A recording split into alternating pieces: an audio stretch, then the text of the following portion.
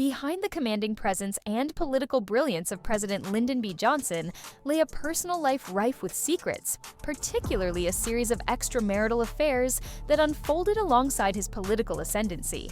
These affairs, some long-term and emotionally significant, others fleeting and speculative, have become an integral, albeit controversial, chapter of his legacy.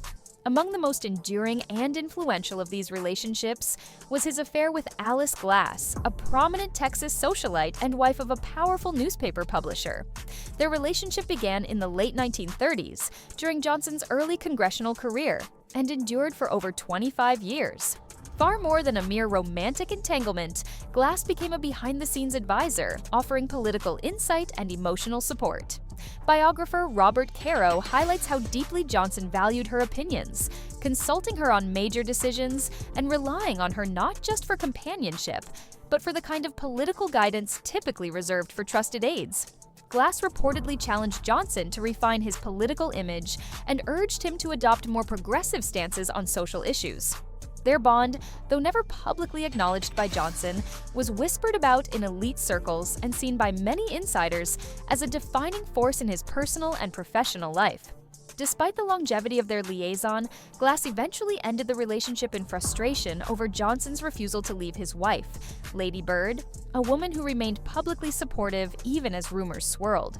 Glass later married another man and distanced herself from Washington politics, but the imprint she left on Johnson's world remained undeniable. While the affair with Alice Glass was Johnson's most documented and influential relationship outside of his marriage, other women also figured prominently in stories of his romantic escapades. One of the most sensational and publicly contested claims came from Madeline Duncan Brown, a Texas businesswoman who, in 1982, stepped into the spotlight with explosive allegations. Brown claimed she and Johnson had shared an affair that spanned nearly 20 years, beginning in 1948, and that their secret relationship had produced a son, Stephen Mark Brown, in 1950. She asserted that Johnson arranged financial support for the child through intermediaries, maintaining secrecy to protect his public image. Her claims, however, were met with a flurry of skepticism. Investigative reporters and historians noted multiple inconsistencies in her timeline and statements. A paternity lawsuit filed by her son in the 1980s was ultimately dismissed due to insufficient evidence, leaving her story in a fog of doubt and conspiracy. Nonetheless, Brown's assertions fed into wider suspicions about Johnson's private life and added fuel to the fire of intrigue that surrounded his presidency.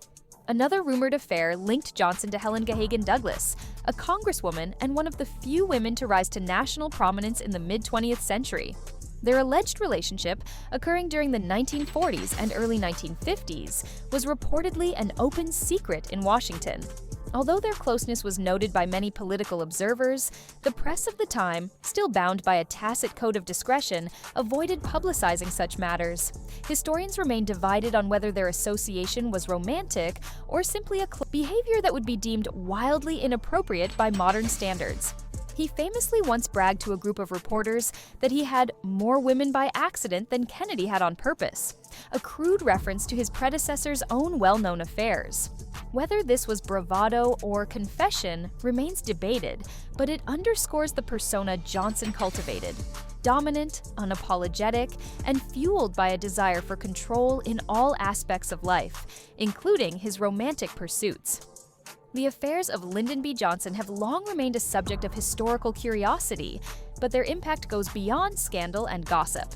For one, they reveal a deeply complex individual, equal parts insecure and overconfident, emotionally needy, and ruthlessly ambitious. Johnson often used relationships to fulfill emotional voids, cope with political stress, or assert his power in private arenas where public scrutiny was limited. His relationships with women like Alice Glass and potentially Helen Douglas weren't just romantic. They often blended emotional support, political strategy, and personal ambition. These women were not merely mistresses. They were occasionally advisors, confidants, and mirrors reflecting Johnson's inner turmoil. Moreover, the secrecy surrounding his affairs points to a broader culture of silence in mid-20th century American politics, where the personal lives of public figures were largely off limits to the press. Unlike the relentless media scrutiny of modern-day politicians, Johnson operated in an era where powerful men could compartmentalize their public and private personas with relative ease.